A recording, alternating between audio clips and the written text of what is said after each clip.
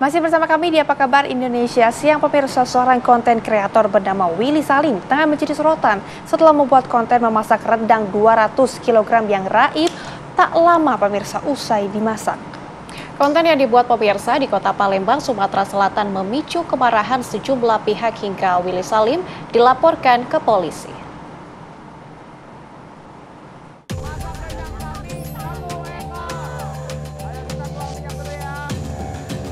Willy Salim, konten kreator, belakangan menjadi sorotan di media sosial usai membuat konten masak rendang 200 kg untuk warga Palembang. Willy berniat membagikan rendang tersebut setelah matang, namun rendang yang ia masak bersama ibunya habis tak bersisa saat ia pergi ke toilet. Hal ini memicu kegaduhan di media sosial. Saat mendapat kabar rendangnya hilang, Willy kembali ke tempat dia memasak dan menanyakan insiden tersebut ke anggota kepolisian yang berjaga.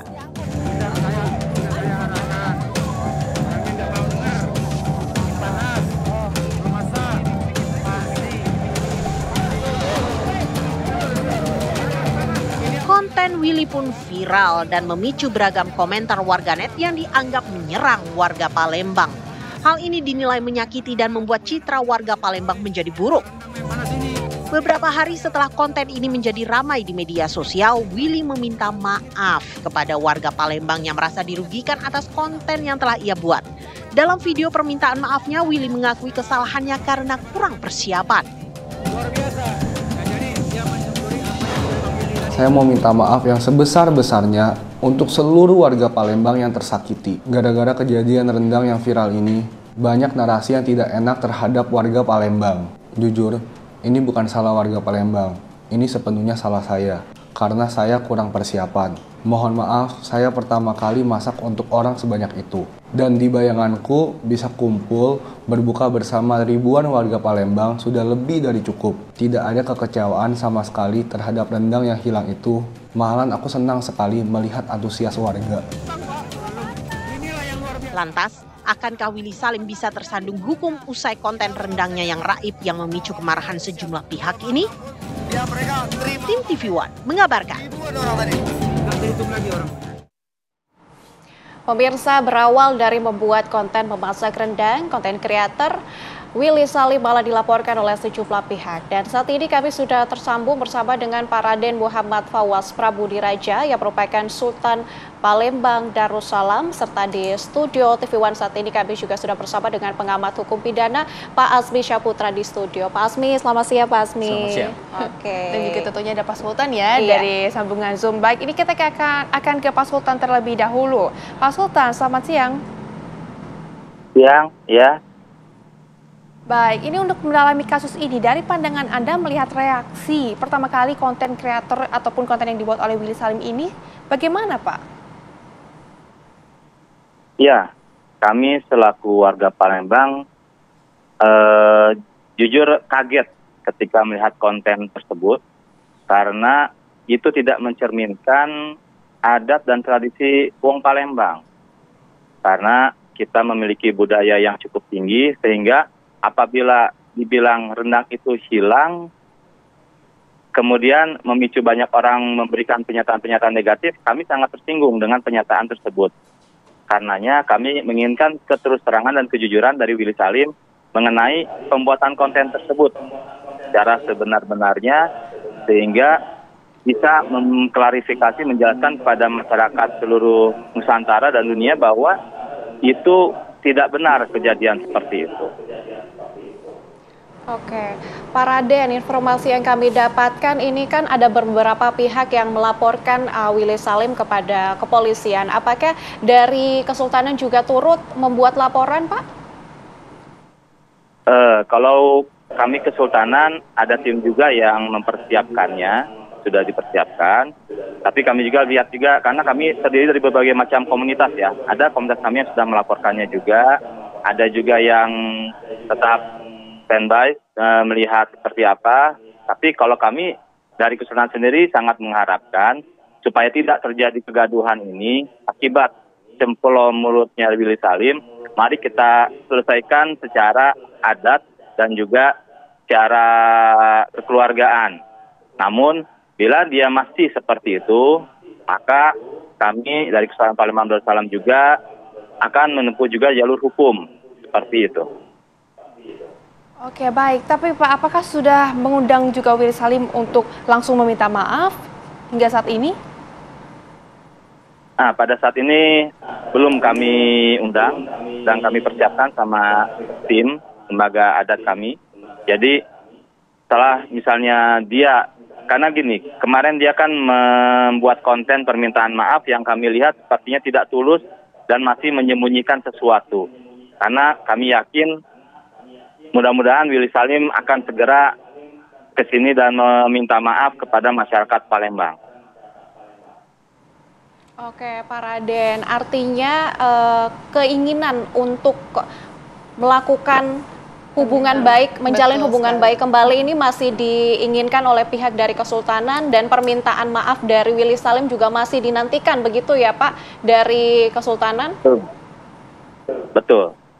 Okay. Ya, kami ingin semuanya kembali normal ya. Makanya kami ingin melakukan tradisi supaya dia datang ke sini dan meminta maaf secara khusus di dalam rapat adat lembaga adat di Kesultanan Palembang Darussalam bersama dengan stakeholder yang terkait sehingga permasalahan ini bisa selesai dengan segera.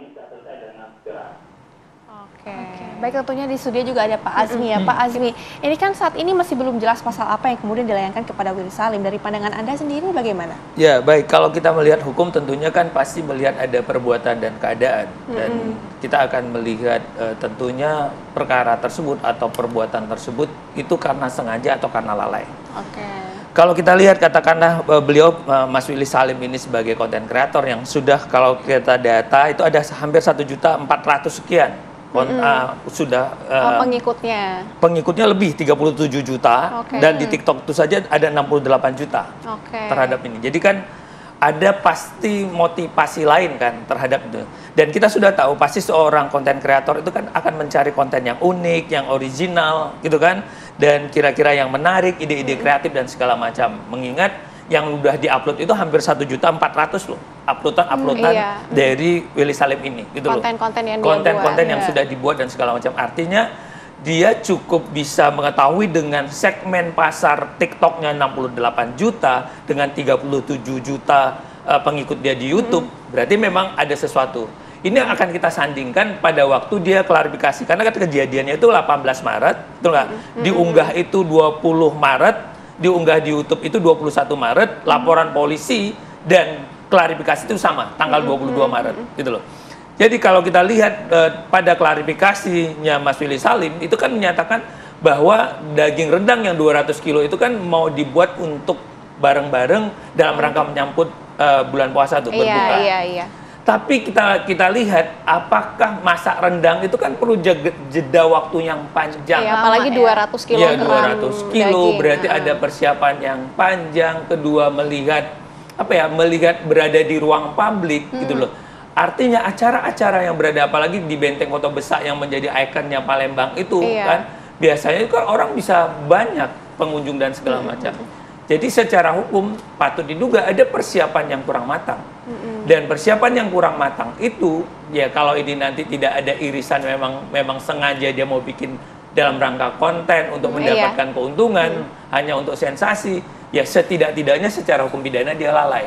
Menyiapkan aparat keamanan, menyiapkan orang, menyiapkan pagar pembatas kepada masyarakat. Kedua tadi waktunya itu memang sudah pas atau tidak gitu. Karena itu bertentangan dengan artinya persiapan itu ya yang persiapan yang memang tidak matang dan dalam hukum itu dianggap lalai.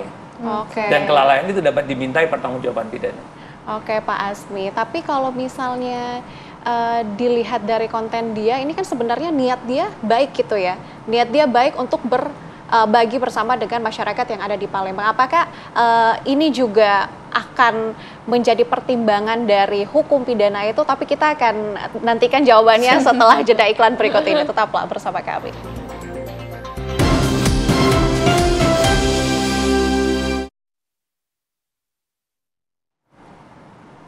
Masih bersama kami di Apa Kabar Indonesia Siang. Tentunya kita juga masih akan mendalami mengenai kasus Willy Salim ini. Pemirsa, kita akan kembali lagi terhubung dengan Sultan. Sultan, ini bagaimana ada ketegasan dari Anda dengan melarang Willy Salim untuk datang lagi ke Palembang?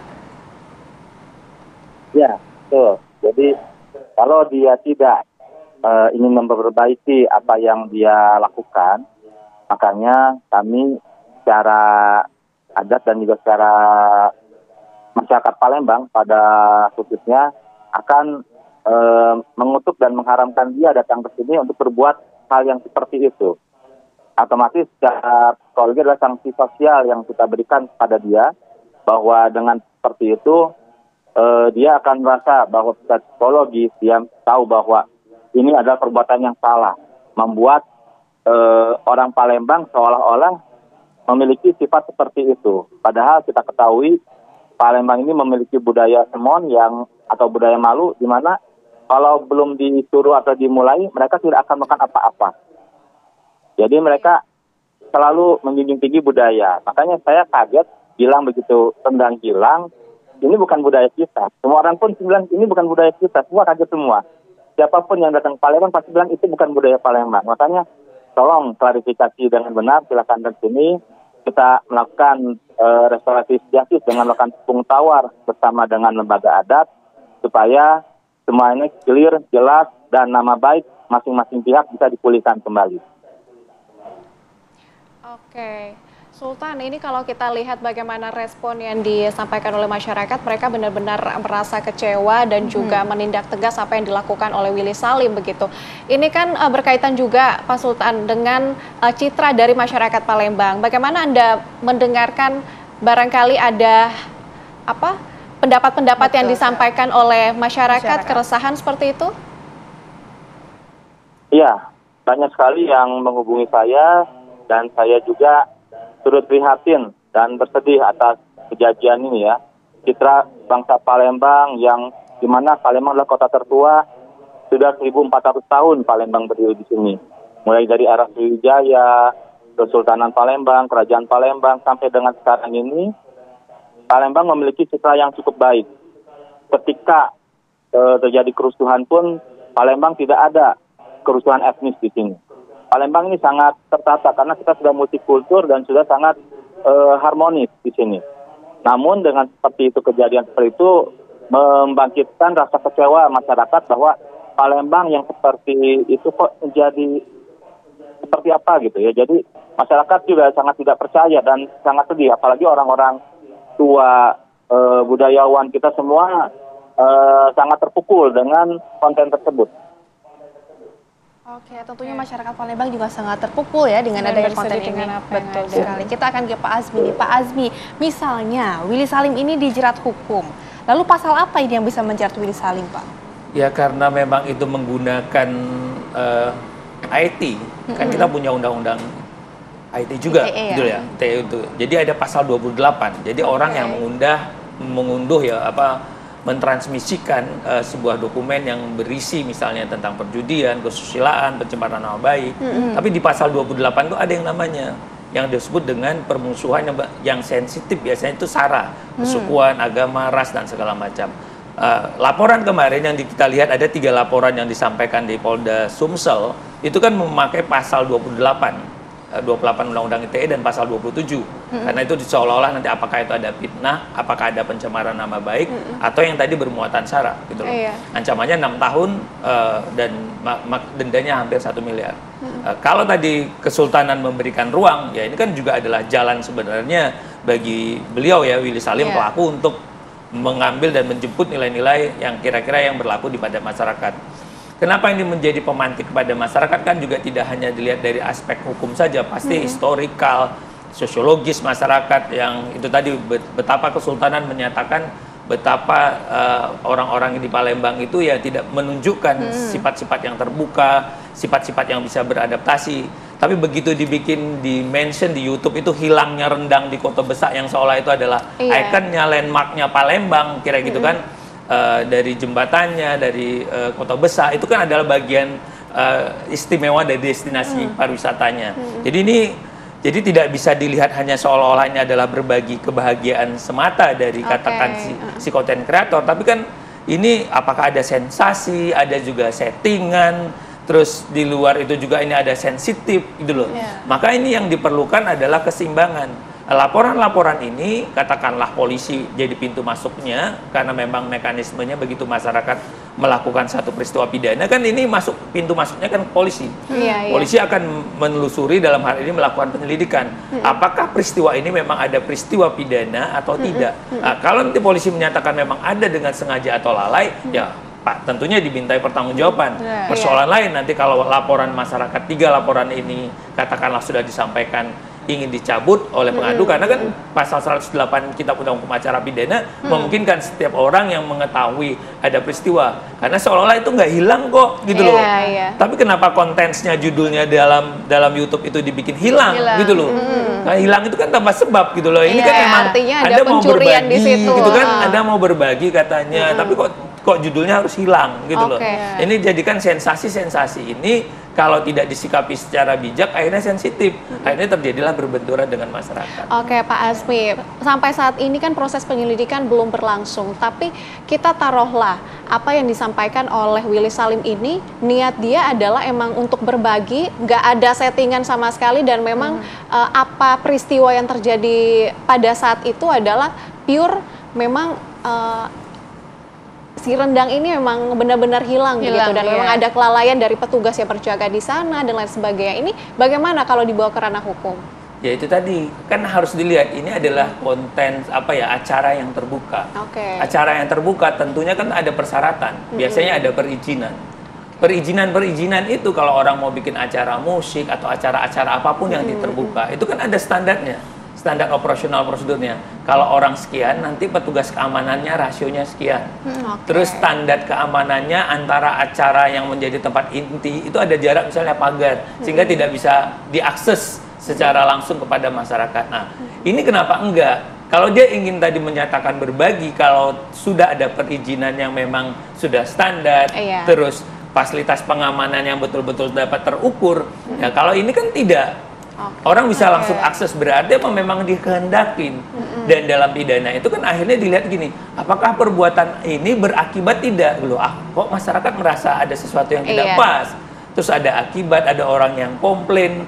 Terus akhirnya kok beritanya yang tadi kita bilang lagi-lagi kapasitas beliau ini sebagai katakanlah public figure untuk ini punya masa nih 68 juta tadi.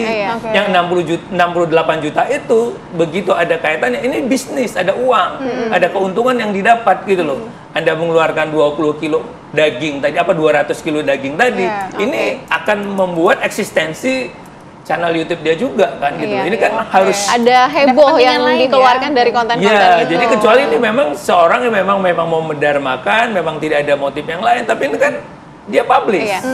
Tapi kalau dari pandangan Anda, Willy Salim ini apakah bisa juga melaporkan kepada pihak kepolisian juga atau seperti apa? Akan sulit bagi dia gitu loh, karena itu tadi masyarakat hari ini kan sangat terbuka gitu loh. Secara keadaannya itu tadi lagi-lagi kalau dia sudah melakukan SOP yang tepat gitu loh kan, persiapan yang tepat, tidak ada katakanlah kelalaian dari dia, ini enak. Kalau orang sudah melakukan kewajibannya, tanggung jawabnya, ingin menggugat haknya itu lebih enak.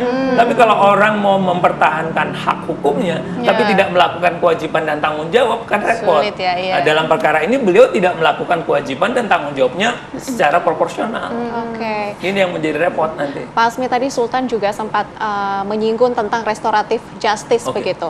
Ini bagaimana kalau misalnya proses hukumnya tidak berjalan dengan baik dan restoratif justice ini dilakukan, ini gimana? Saya kira ini adalah satu hal yang bijaksana ya, memang kearifan kita gitu ya. Ke depan itu kan memang kita tidak mau juga pemidanaan kan, apalagi berkaitan tentang katakanlah ini kan sebenarnya hal-hal kreatif anak muda juga gitu loh ya.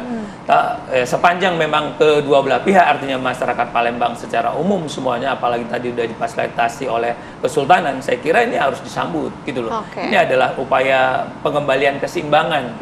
Apalagi tadi kan Kesultanan sudah buka ruang kan, tepung tawar itu kan biar dingin, biar sejuk, itu kan seperti dapat berkah untuk mengembalikan kehebohan yang sedang ada sekarang ya. Luka yang sensitif dari masyarakat tadi akan tertutupi dengan beliaunya datang, mohon maaf dan mungkin bisa menjadi satu kebanggaan juga next buat ke Sumatera Selatan kan rasa kecintaan kepada bangsa Indonesia melalui rumpun-rumpun suku-suku atau kerajaan-kerajaan dari Indonesia. Oke, mungkin ini kita akan kembali lagi ke Sultan ya.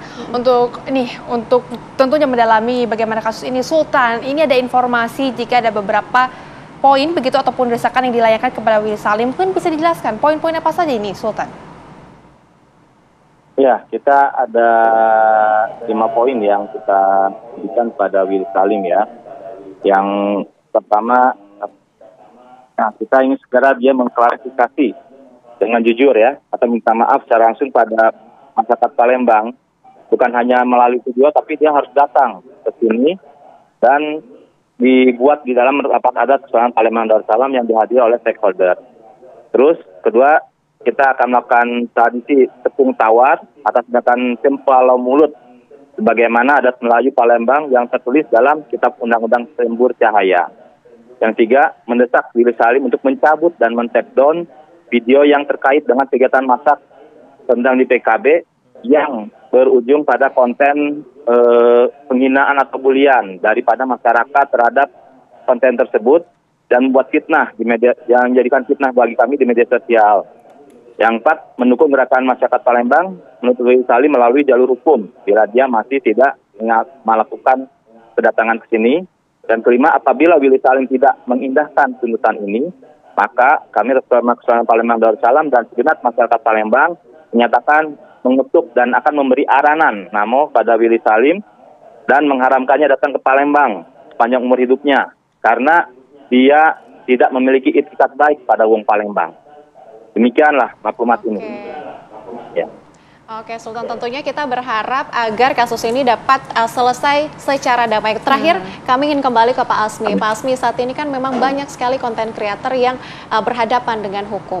Apa himbauan Anda untuk konten-konten kreator ini? Ya, boleh saja bikin ide-ide yang unik, yang original, tapi perhatikan standar-standar yang memang harus dilakukan gitu. Jadi tidak semata-mata mencari sensasi, apalagi judul-judul. Kita pasti bayangkanlah bagaimana media ataupun konten kreator itu ingin memantikkan judul-judul itu supaya terlihat menarik gitu loh, sehingga orang akan mau datang singgah kan ke channel-channel atau platform-platform yang disediakan itu gitu loh. Jadi ya ke depan tolong standar, apalagi berkaitan di ruang publik gitu loh, kan untuk masak itu kan banyak orang, ada keselamatan dan sepanjang SOP standar keamanan sudah dilakukan itu oke. Tapi kalau itu tidak dilakukan, ya berarti ada dong motif lain yang mau dituju. Berarti ada dominasi gradasi tujuan lain dari hal itu sebenarnya. Dari konten apalagi yang tadi kan terhadap konten-konten kreator yang sudah punya followernya sampai puluhan juta, gitu kan, 68 juta, pokoknya 20-an juta, ya menurut saya dia harus punya standar yang untuk pengamanan itu. Saya kira ini harus kita dorong anak-anak muda yang kreatif, konten-konten yang bagus, yang berdampak sosial gitu loh.